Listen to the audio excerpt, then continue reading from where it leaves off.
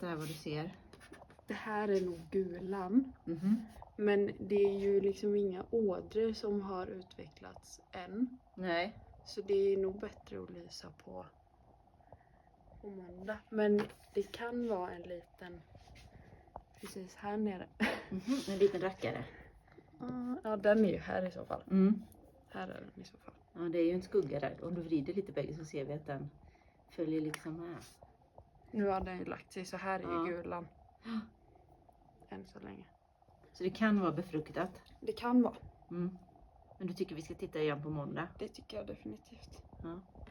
Det här, Mm. man ser. Ja, den skuggan Den här. skuggan, den här. Mm. Här är ju gulan. Mm. Här kan det vara en luftbubbla. Är det bra eller dåligt? Det är bra. För då kan ju kycklingen när den är mer utvecklad komma upp och ta lite luft innan den kläcks. Ah, Men jag är osäker. vi hoppas att det är det. Vi hoppas. Vi Då är det ju återkommer bra. på måndag. Ja, jag tyckte den rörde sig. Nu ska vi se när den rör sig. Får jag bra ljus?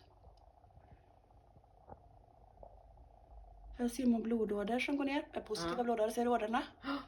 Det förser ju. Ah. Upp till den rör sig. Ja, det Den rör lever. sig. It's alive. Där ser man då en luftbubbla där nere. Ja. Det är där den ska hämta luft sen. Vi ser tydliga blodådror, de här strecken som går. Ja. Och man ser hur den rör sig där inne. Ja.